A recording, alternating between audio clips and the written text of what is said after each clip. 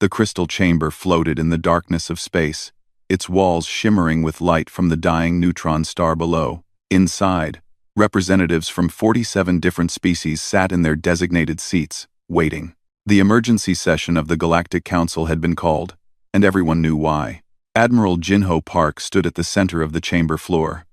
His dark blue uniform, pristine and simple compared to the elaborate robes and armor worn by the alien delegates around him. He was a tall man with graying hair at his temples, and his face showed no emotion as he waited for the council to speak. Behind him, Ambassador Yuna Kim sat quietly in the human observer section. Her hands folded in her lap, Counselor Vextar rose from his seat. He was a large reptilian creature with green scales and yellow eyes that seemed to glow in the chamber's light. As the head of the Galactic Military Assessment Division, his word carried weight. When he spoke, his voice echoed through the chamber. The Kaldrith Empire has issued their final ultimatum to the human species, Vextar said, his tongue flicking between sharp teeth. They demand that Earth surrender all outer colonies within 48 hours. If humanity refuses, the Kaldrith will launch a full military assault. Murmurs spread through the chamber. Some delegates shifted in their seats. Others whispered to their aides. The Kaldrith were known throughout the galaxy as ruthless conquerors. They had never lost a war in 400 years. Vextar continued, pulling up holographic displays that filled the air above the chamber floor. We have analyzed both military forces. The Kaldrith fleet consists of 3,000 warships, each equipped with advanced plasma cannons and energy shields. Their technology is among the most sophisticated in the galaxy. The hologram shifted to show human ships. They looked smaller, simpler. The designs were blocky and utilitarian compared to the sleek Kaldrith vessels. The human fleet, Vextar said, and there was something like pity in his voice, consists of 847 ships. Their technology is approximately 200 years behind Kaldrith standards. Their weapons are primarily kinetic-based, primitive railguns and missile systems. Their shields are adequate but not exceptional. More murmurs. Admiral Park remained still, his expression unreadable. Based on our tactical models, Vextar said, we predict that humanity will be able to resist the Kaldrith assault for approximately 6 to 8 hours before their fleet is destroyed. The Council must decide whether to intervene or whether to prepare refugee facilities for the surviving human population. A delegate from the Aquarian Collective, a species of blue-skinned water dwellers, raised a tentacle. Have the humans requested military aid? Vextar looked at Ambassador Yuna Kim. She rose gracefully. Her black hair pulled back in a simple style. She was younger than many had expected for such an important position, but she spoke with calm confidence. The human government thanks the Council for its concern, Yuna said, her voice clear in the vast chamber. However, we respectfully decline any military intervention. We will handle this matter ourselves. Shock rippled through the chamber. Several delegates began speaking at once. The Aquarian delegate waved its tentacles in confusion. A crystalline being from the Luminar species chimed like breaking glass, their version of laughter. Ambassador Kim, Vextar said slowly, surely you understand the situation. The Kaldrith will not show mercy. Your fleet is outnumbered more than 3 to 1. Your technology is inferior. This is not a matter of pride. This is about the survival of your species. Yuna Kim smiled slightly. We understand the assessment, Counselor. We still decline intervention. We ask only that the Council respect our decision and allow us to defend our territory as we see fit. Admiral Park finally spoke, his voice rough but steady. The Kaldrith chose to threaten us. We will respond appropriately. That is all we have to say on the matter. The Council debated for another hour, but the humans would not change their position. Finally, Vextar called for a vote. The Council agreed to allow humanity to fight their own battle. Though many delegates looked somber, several species began making arrangements to accept human refugees after the inevitable defeat. As the session ended, Vextar approached Admiral Park and Ambassador Kim privately. I have fought in many wars, the old reptilian said quietly. I have seen species destroyed because of pride. Please, reconsider. There is no shame in accepting help when facing impossible odds. Park met his eyes. We appreciate your concern, counselor. But we know what we're doing. Do you truly believe you can win? Vextar asked. Yuna Kim answered. Counselor, the Kaldrith made a mistake when they threatened us. They should have studied humanity more carefully. We have studied you, Vextar said. For 50 years we have observed Earth. We know your capabilities. Park smiled for the first time, and there was something cold in that smile. You know what we've let you see. The Admiral and Ambassador left the chamber, leaving Vextar standing alone, uncertain. 3 hours later, Admiral Park stood on the bridge of the Earth Defense Fleet Command Station. Around him, officers worked at their stations, monitoring the fleet's positions. General Taeyang Choi stood beside him, reviewing tactical displays. All ships are in position, Taeyang reported. He was a stocky man with sharp eyes and quick hands. The Kaldrith fleet will reach the Proxima defense line in 6 hours. And our people? Park asked. Ready, sir. Every ship, every crew. They know what's at stake. Park nodded slowly. He looked at the display showing their 800 ships positioned in what appeared to be a scattered, disorganized formation. To outside observers, it would look like chaos. The Galactic Council's monitors were already recording, preparing to document humanity's last stand. The Council thinks we're going to lose, Taeyang said quietly. Good, Park replied. Let them think that. Let the Kaldrith think it too. Sir, the crews are asking, what should I tell them? Park turned from the display to face his general. Tell them the truth. Tell them that Earth is counting on them. Tell them that we've prepared for this moment for 75 years. Tell them that when this battle is over, the galaxy will never underestimate humanity again. Taeyang smiled and saluted. Yes, sir. As the general walked away to relay the message, Park looked back at the display. Somewhere out there, 3,000 Kaldrith warships were coming, confident in their superiority. Their commanders probably thought this would be easy. Another primitive species crushed under their might. Park thought about all the years of preparation, all the secrets kept, all the technology developed in hidden facilities far from prying eyes, all the intelligence gathered from every species that had ever traded with Earth. The Kaldrith were about to learn a very painful lesson. He touched a comm button. All ships, this is Admiral Park. Stand ready. Execute protocol. Midnight on my command.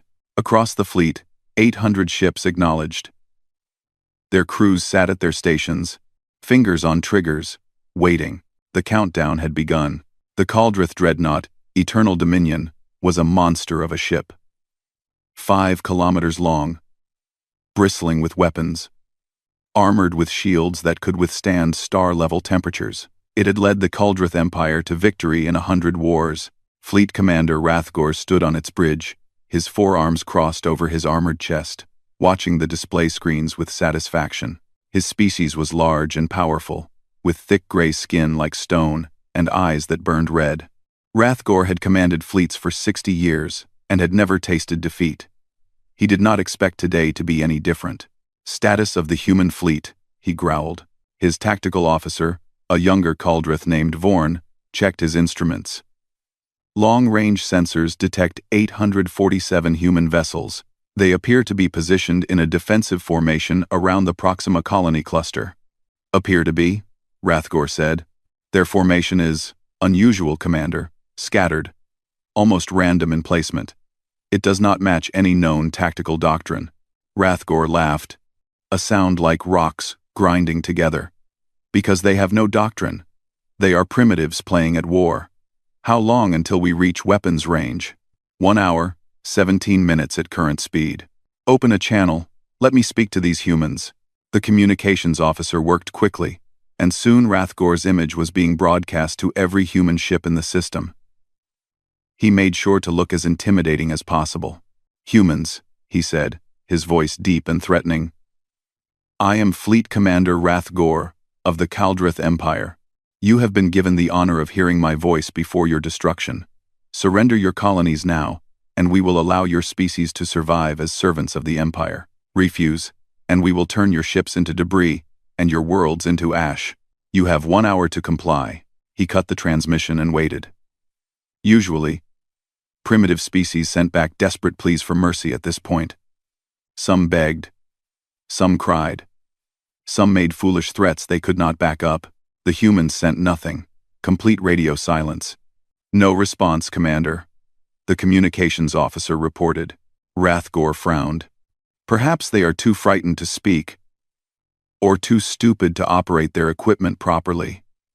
No matter. Continue the advance. Aboard the human destroyer, Indomitable. Captain Minji Han watched Rathgor's broadcast with cold eyes. She was a compact woman, with short black hair and hands that never seemed to stop moving. Around her bridge, her crew waited for her response. Captain? Her first officer asked. Should we reply? No, Minji said simply. Let him wonder. How's our status? All systems green. Railguns charged. Missiles loaded. Crew at battle stations. Engineering reports the new reactor is running at 100%. And our special package? The first officer grinned. Ready to deliver, Captain. Minji allowed herself a small smile. The Caldrith had no idea what was coming. None of them did.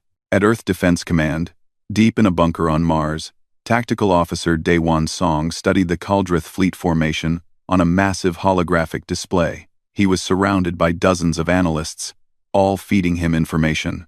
Daewon had been studying Caldrith tactics for 10 years, ever since humanity first learned they might pose a threat. There, he said, pointing at a section of the enemy formation. Look at their rear guard. Only 40 ships, and they're positioned too far back to provide mutual support to the main fleet. His supervisor, an older woman named Colonel Park, leaned in to look. You're sure? Positive. The Caldrith have won so many battles by overwhelming forward assault that they've gotten lazy. They never expect anyone to survive their first wave, so they don't protect their flanks or rear properly.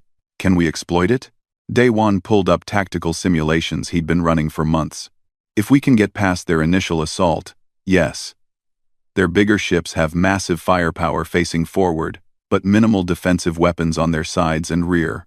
They rely on their shields, but shields are only as strong as the power feeding them.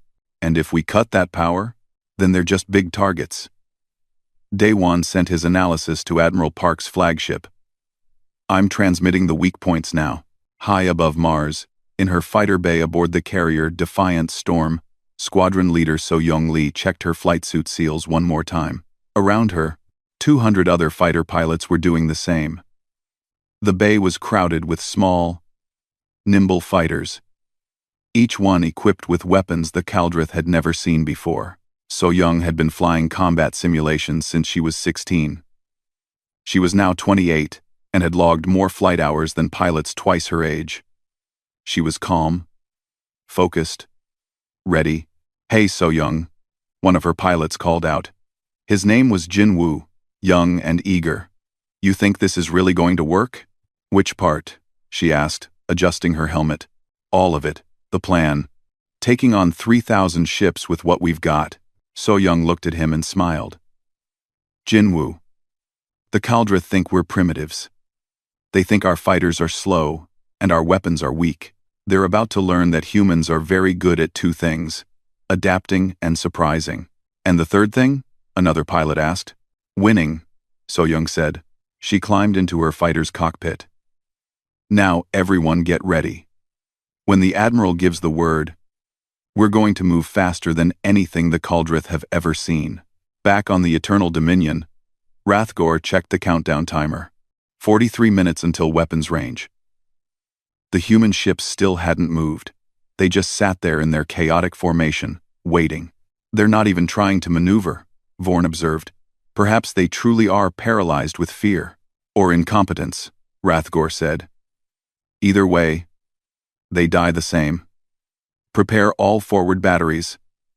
I want the first volley to destroy at least 200 of their ships. Show them the power of the Caldrith Empire. Yes, Commander. Watching from their observation post, the Galactic Council monitors recorded everything. Counselor Vextar stood with several other observers, watching the Caldrith fleet approach the human positions. The humans are not maneuvering, one observer noted. They are simply waiting. Perhaps they have accepted their fate, another suggested. Vextar said nothing. But he felt uneasy. Something about this didn't feel right. Admiral Park had been too confident. Ambassador Kim too calm. Humans were known for being emotional, passionate creatures. Why were they so composed when facing certain death? He pulled up the data on human ship capabilities again. The specifications had been gathered over decades of observation and trade. Everything indicated that human technology was indeed inferior to Caldrith standards. So why did he feel like he was missing something? 30 minutes until weapons range. On his flagship, Admiral Park sat in his command chair, watching the Caldrith fleet grow closer on his displays. General Taeyang stood beside him, also watching. Neither man spoke. There was nothing left to say. Everything was in place. "Admiral," the communications officer said, "the Caldrith commander is hailing us again." "Ignore it," Park said. 20 minutes until weapons range. Rathgor was getting annoyed. They still refused to respond? "Complete silence, Commander. Arrogant primitives. They will learn respect soon enough. All ships, prepare for combat. Charge all weapons. Route maximum power to forward shields. When we reach range, I want a simultaneous volley from the entire fleet. We will crush them in one overwhelming strike." 10 minutes. Across the human fleet, crews made final preparations. Weapons were charged to maximum. Shield generators hummed with power far greater than their specifications suggested. Reactor cores that had been running at half capacity suddenly surged to full power, outputting energy levels that would have shocked any Galactic Council observer. 5 minutes. So Young Lee and her fellow pilots sat in their cockpits, hands on controls, eyes on their displays. They were ready. 1 minute. Admiral Park leaned forward in his chair. "All ships," he said quietly into his comm, "stand by for Protocol Midnight. 0. The Caldrith fleet entered maximum weapons range and opened fire. 3,000 Caldrith warships fired as one. The void of space lit up with plasma bolts, energy beams, and explosive missiles. It was a wave of destruction that should have vaporized anything in its path. The Caldrith had used this tactic to destroy countless enemies. One overwhelming first strike that broke the enemy's will to fight. The wall of fire crossed the distance to the human fleet in seconds. Rathgor watched his displays with satisfaction, already imagining the debris that would be left behind. Then the first plasma bolts hit human shields, and his satisfaction turned to confusion. The human ships absorbed the impact. Their shields flared bright blue and white, rippling with energy, but they held, more than held. They seemed to barely strain under the assault. "What?" Rathgor leaned forward. "How are their shields that strong?" Our intelligence said, "Commander, the human shields are operating at power levels far beyond their reported specifications," Vorn shouted over the noise of continuing weapons fire. "They should have collapsed by now." On the observation deck, Counselor Vextar's eyes widened. "That's impossible. Human shield technology is rated for 1/3 of that energy absorption. How are they?" Admiral Park allowed himself a slight smile as the Caldrith barrage continued to hammer uselessly against his fleet's shields. Around him, his bridge crew worked calmly, monitoring systems and awaiting orders. "Damage report," he said. "Minimal, sir. Shields at 87% across the fleet. No hull damage, no casualties." "Good." Park pressed a button on his chair. His voice carried to every human ship in the system. "All vessels. This is Admiral Park. Protocol Midnight. Execute now." What happened next would be studied in military academies across the galaxy for generations. The human fleet, which had appeared scattered and disorganized, suddenly moved. Not slowly, as their specifications suggested they should move. They moved fast. Impossibly fast. Their engines flared with power that shouldn't have been possible. And 800 ships shifted into perfect attack formations in less than 10 seconds. "They're moving," Vorn screamed. "Commander, their acceleration rates are 3 times what our data indicated." Rathgor gripped his command console. "All ships, adjust targeting, compensate for their speed." But the human ships were already too close. Already inside the Caldrith formation's optimal firing range. And then, they launched their fighters. Squadron leader So-Young Lee felt the familiar rush as her fighter catapulted from the carrier bay into open space. Around her, 2,000 other human fighters launched simultaneously from their carriers, creating a swarm of small, fast-moving targets. "All wings, this is Lee," she said into her comm. "Execute pattern Delta 7. Stay random, stay fast, and remember your training.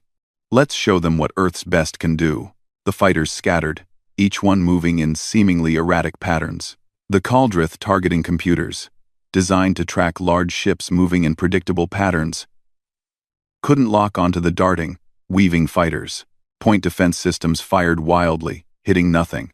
So-Young grinned behind her helmet. "All right, people. Hit their sensor arrays first. Blind them." Her fighter dove toward a Caldrith cruiser, her hands dancing across controls. The fighter's weapons were small compared to ship-mounted guns, but they were precise. She targeted the cruiser's external sensor cluster and fired a burst from her railgun. The Caldrith had never seen railguns quite like these.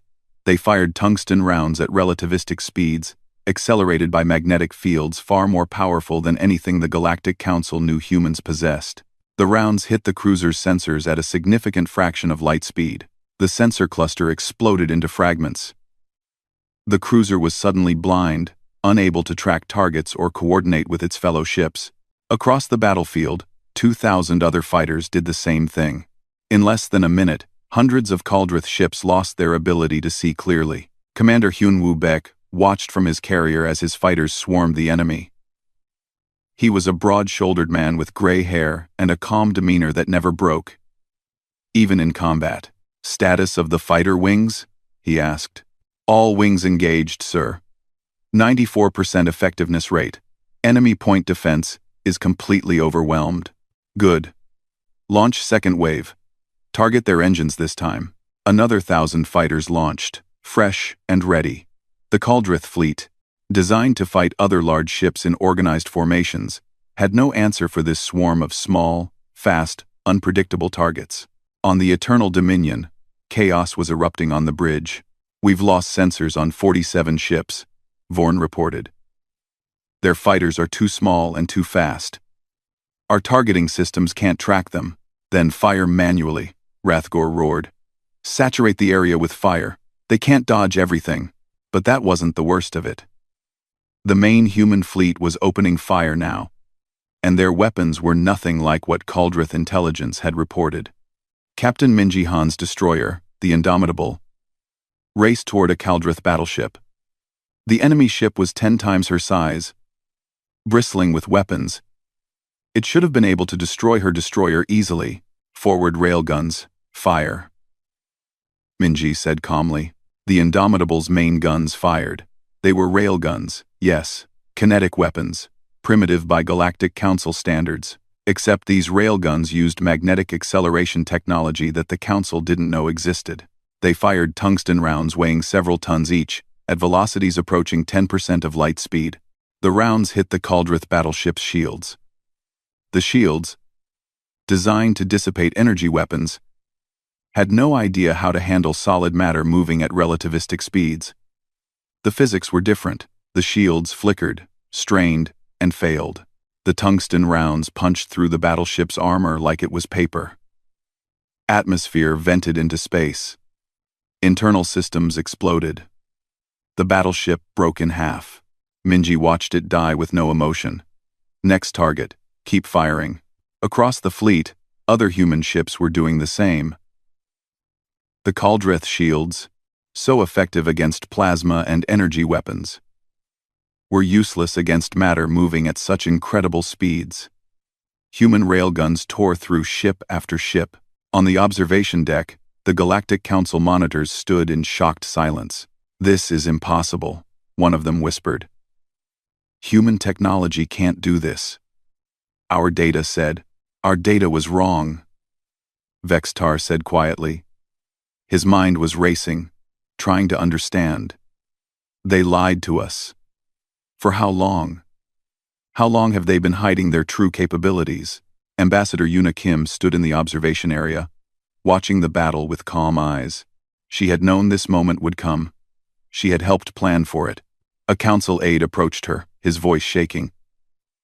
"Ambassador, your fleet, how are they doing this?" Yuna looked at him.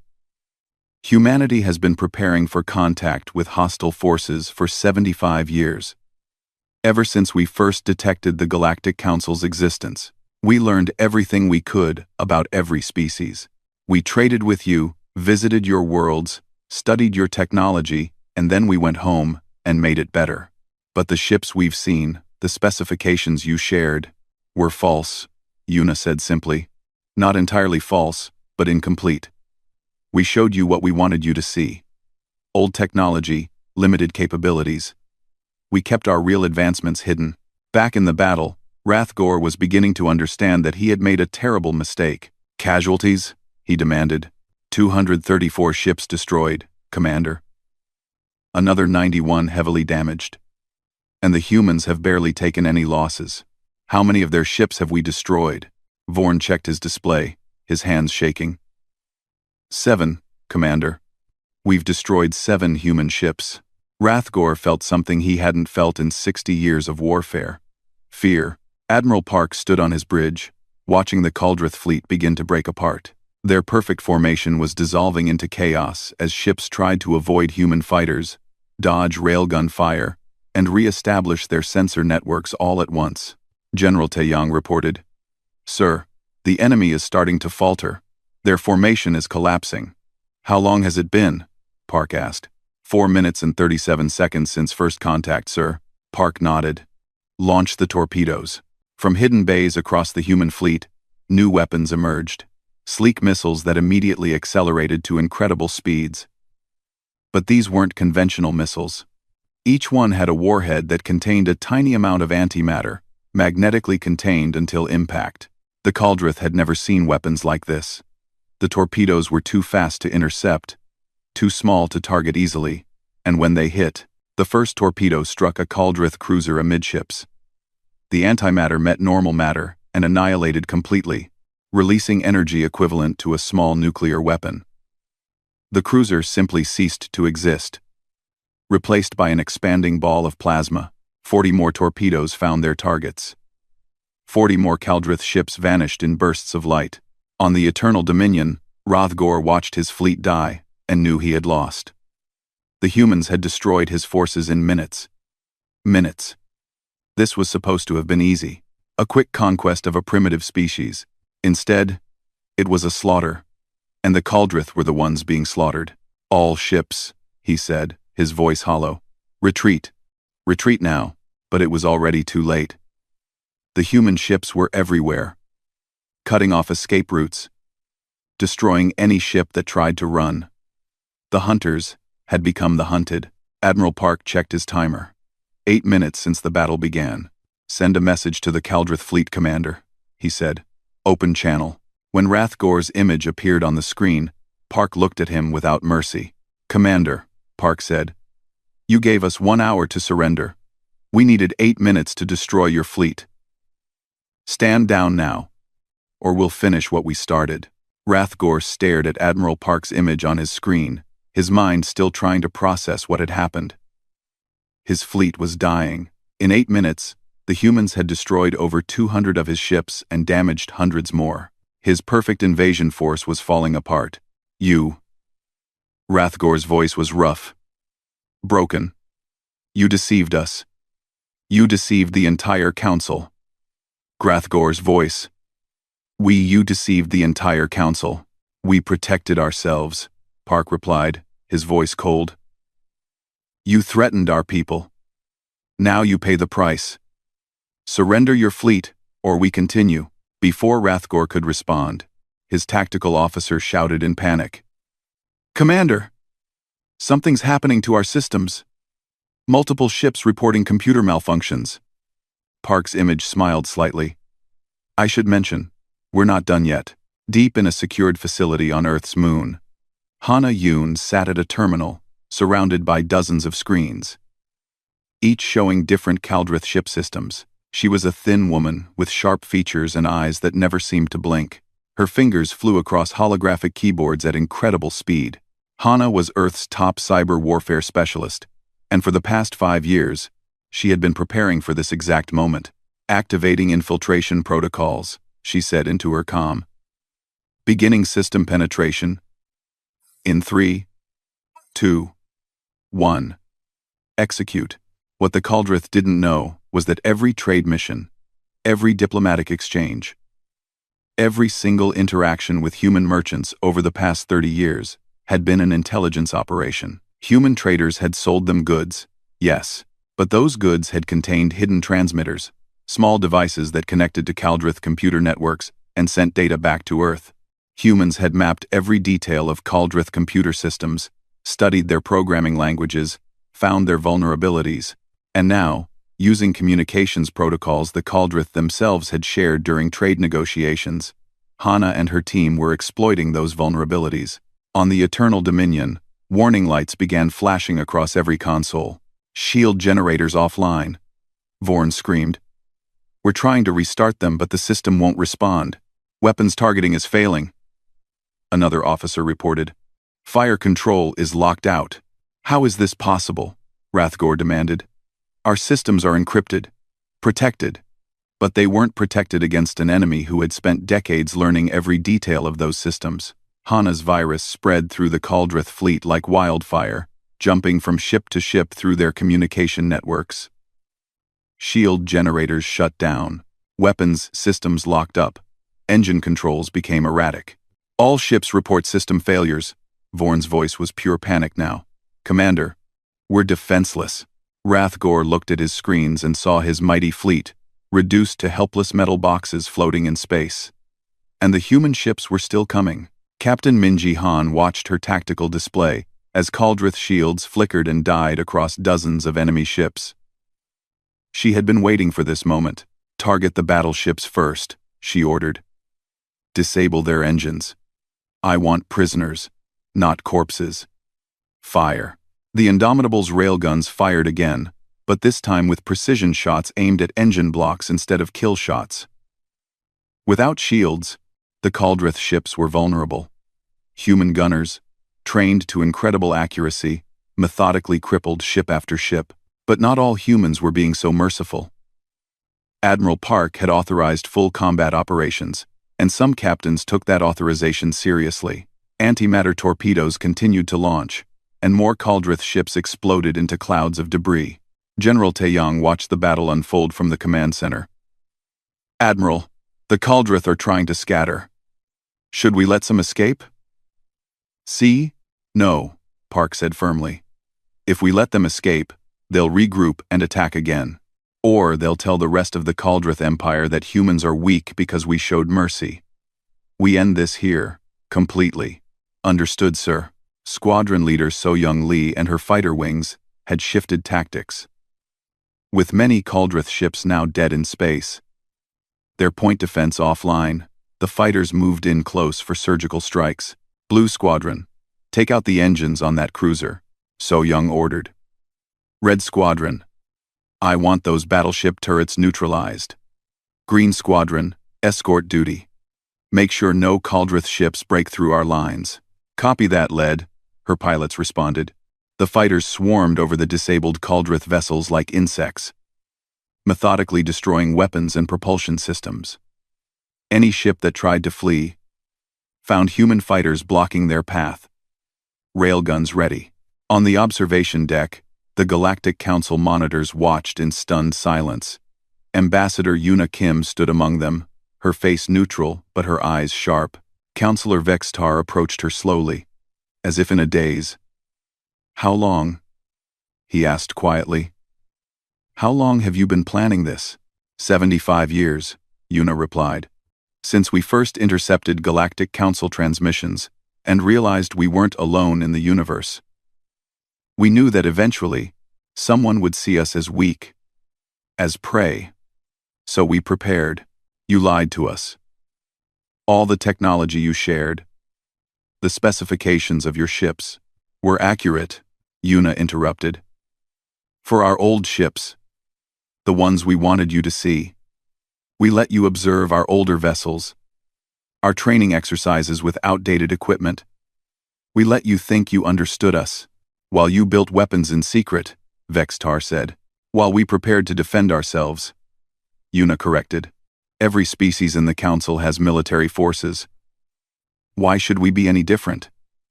We just chose not to advertise our full capabilities. Another Council observer, a floating jellyfish-like creature, drifted closer.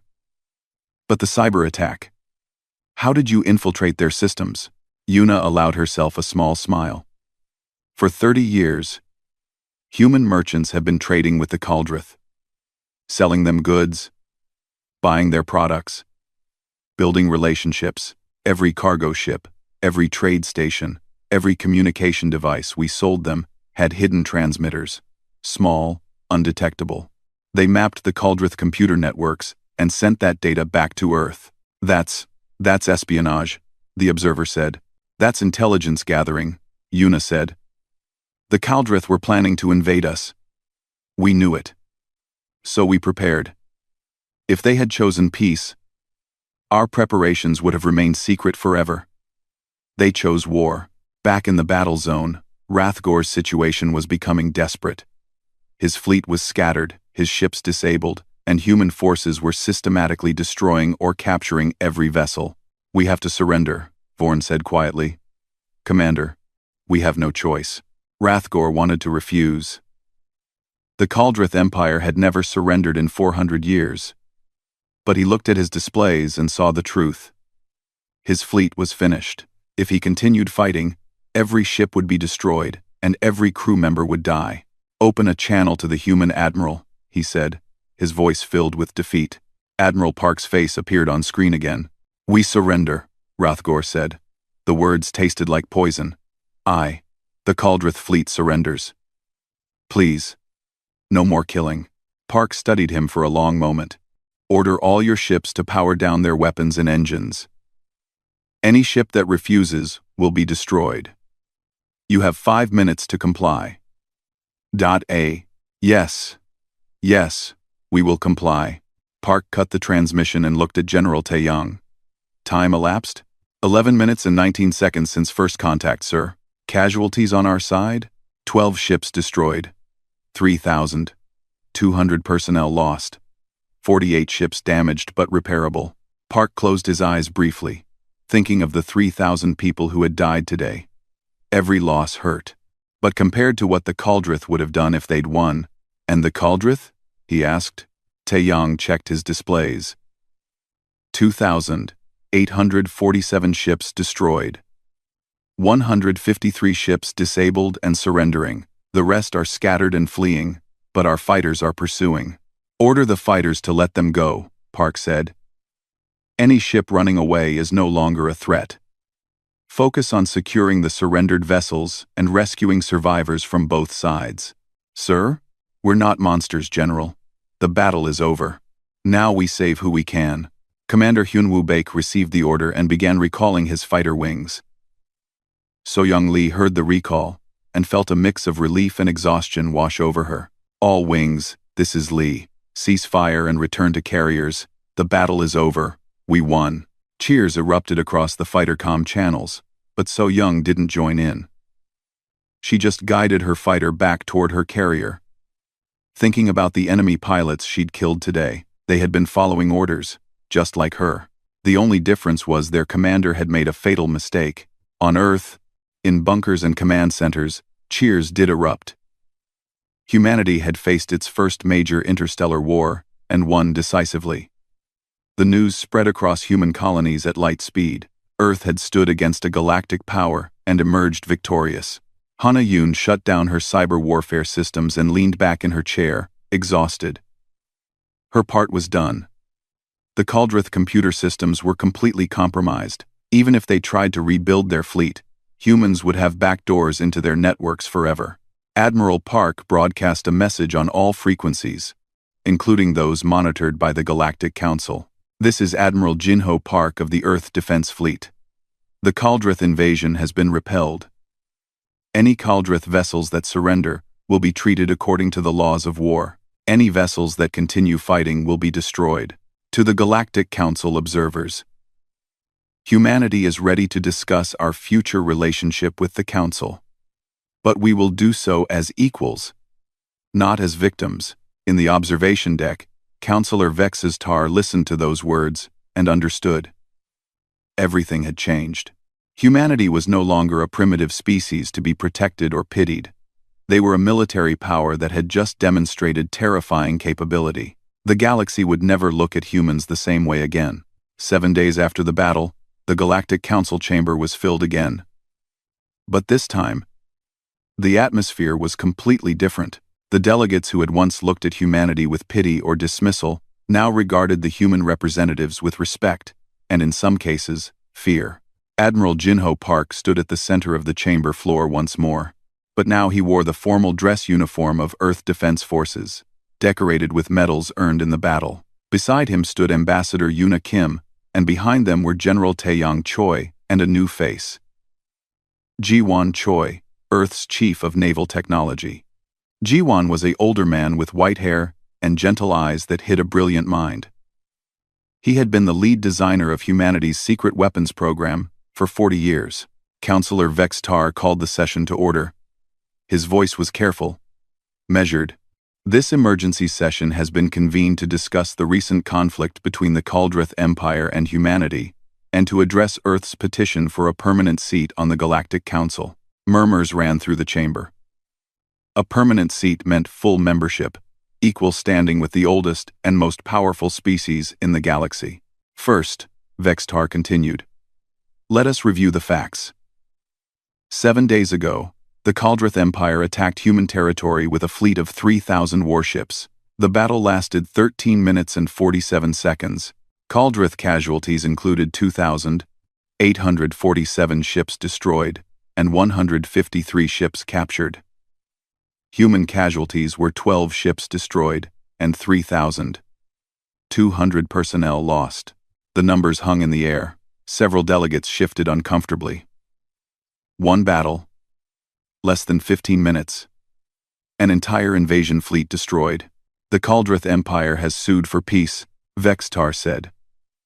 Their government has agreed to pay reparations and has withdrawn all territorial claims against human colonies. Their military command has been reorganized, and Fleet Commander Rathgor has been charged with war crimes for initiating an aggressive war. At the mention of his name, a holographic display showed Rathgor in a detention cell aboard a human prison ship. The mighty commander, who had conquered dozens of worlds, now sat alone, awaiting trial. The Council must now decide how to proceed with Earth, Vex Tar said. He turned to Admiral Park. Admiral, the Council has questions. Park nodded. We're prepared to answer. An delegate from the crystalline luminar species spoke, their voice like chiming bells. How long have you possessed this level of technology? The weapons we saw were far beyond what you shared with the Council. Jiwon Choi stepped forward. We began developing advanced military technology 75 years ago. When we first detected Council transmissions and realized we weren't alone, we studied every species we encountered. We learned from your strengths and your weaknesses. Then we innovated. You lied to us, another delegate said accusingly. We protected ourselves. Ambassador Yuna responded calmly. Earth shared technology that was accurate at the time we shared it. We never claimed to show you everything. Would any of you reveal all your military capabilities to potential rivals? Silence. Because, of course they wouldn't. Every species kept military secrets. Vex Tar spoke again. What are your current capabilities? The Council needs to understand what humanity now represents. Jiwon pulled up holographic displays. Our current fleet consists of 2,100 ships of various classes, all using the technology you witnessed. Our railgun technology can fire projectiles at up to 12% light speed. Our antimatter torpedo yield ranges from 5 to 50 megatons, depending on warhead size. Our cyber warfare division can infiltrate most known computer systems, including those of species who believe themselves secure. He paused, letting that sink in. Our shield technology is approximately 50 years ahead of the current galactic standard. Our reactor efficiency is 70% higher. Our fighter craft can achieve acceleration rates 3 times higher than comparable vessels from other species. 50 years ahead, a delegate whispered. How is that possible? Humanity has one advantage over most galactic species, Jiwan said. We are very good at taking ideas from others and improving them. We studied council technology, learned the principles, and then pushed beyond what you thought possible. We didn't invent shields or reactors or computer systems. We just made them better, General Taeyong added. And we're not stopping. Our research continues. Every year, we advance further. By the time the rest of the galaxy catches up to where we are now, we'll be another decade ahead. The Aquarian delegate raised a tentacle. This sounds like a threat. It's a statement of fact, Admiral Park said. But let me be clear. Earth doesn't seek conquest. We don't want to dominate the galaxy. We want to be left alone to live our lives, but we will defend ourselves against any threat, and we will do so with overwhelming force. Vextar leaned forward. What are you asking from the Council? Ambassador Yuna stepped forward. Earth requests a permanent seat on the Galactic Council, with full voting rights and military authority. We will contribute to Council defense forces. We will share some of our non-military technology to benefit all species. We will trade fairly and honor diplomatic agreements. And in return, Vextar asked, in return, the Council recognizes Earth and all human colonies as sovereign territory that must not be threatened or invaded. Any species that attacks human interests will be considered an enemy of Earth, and we will respond accordingly. A small, furry delegate from the Felinar species spoke up nervously. What about species like mine? Small civilizations that can't defend themselves against larger powers. Would Earth help protect us? Yuna looked at Admiral Park, who nodded. Yes, Yuna said. Earth is prepared to offer defensive pacts to any species that requests our protection. We will not allow bullies to prey on the weak. This caused more murmuring. The balance of power in the galaxy was shifting dramatically. For centuries, species like the Kaldrith had been able to conquer or threaten smaller civilizations without consequence. Now there was a new power that was offering to protect those civilizations. Vextar called for order. The Council will need to vote on Earth's petition. But first, I would like to make a personal statement. He stood, his large reptilian form imposing even among the diverse species present. 7 days ago, I stood in this chamber and told you that humanity would fall in 6 to 8 hours. I was wrong. Completely, utterly wrong. I underestimated Earth because I relied on incomplete data. But the fault was not with our intelligence gathering. The fault was with my own assumptions. He looked directly at Admiral Park. I assumed that a young species, barely 300 years into space exploration, could not possibly match civilizations that have been traveling the stars for thousands of years. I was arrogant, and that arrogance could have led to tragedy if the Kaldrith had been the ones preparing in secret instead of humanity. Vextar turned to address the full council. We have learned a valuable lesson. Never underestimate a species based on their age or their technology at first contact. Humanity has shown us that innovation and determination can overcome centuries of traditional advancement. He paused, then continued. I propose that we grant Earth's petition immediately. They have earned their place among us, not through diplomacy or trade, but through demonstrated capability. They defeated the Kaldrith Empire in 13 minutes. 13 minutes. We must accept that humanity is now one of the most powerful military forces in known space. The vote was called. One by one, delegates cast their votes. Some voted yes immediately, eager to have Earth as an ally rather than a potential enemy. Others hesitated but ultimately voted yes, recognizing the reality of the situation. A few voted no, still uncomfortable with humanity's deception and rapid rise to power. But when the final tally was announced, the result was clear. 43 species voted yes. Only 4 voted no. The motion passes, Vextar announced. Earth is hereby granted a permanent seat on the Galactic Council with full authority and privileges. Applause filled the chamber, though it was subdued. This was a historic moment, but also an unsettling one for many species. Admiral Park bowed formally to the Council. Earth thanks the Council for this recognition. We pledge to uphold our responsibilities and to work toward peace and prosperity for all species. After the session ended, Vextar approached the human delegation privately. "May I speak with you, Admiral?" Park nodded, and they moved to a quiet corner of the chamber. "I need to know," Vextar said quietly. "The battle. You could have destroyed the entire Caldrith fleet. You had them helpless. Why did you accept their surrender? Why show mercy?" Park was quiet for a moment before answering. "Because we're not monsters, Counselor. Yes, we can fight. Yes, we can kill when necessary, but we don't enjoy it. Every person we lost in that battle was someone's child, someone's friend, someone's family. The same is true for the Caldrith we killed." He looked at the view of space outside the chamber. "Earth has a violent history. We've fought countless wars among ourselves. We've committed terrible acts, but we've also learned from those mistakes. We've learned that peace is better than war, and that mercy is better than revenge." "The Caldrith would not have shown you mercy," Vextar said. "I know," Park replied. "That's why we're better than them." Vextar studied the human admiral for a long moment. "I think I understand now why your species will be important to the galaxy.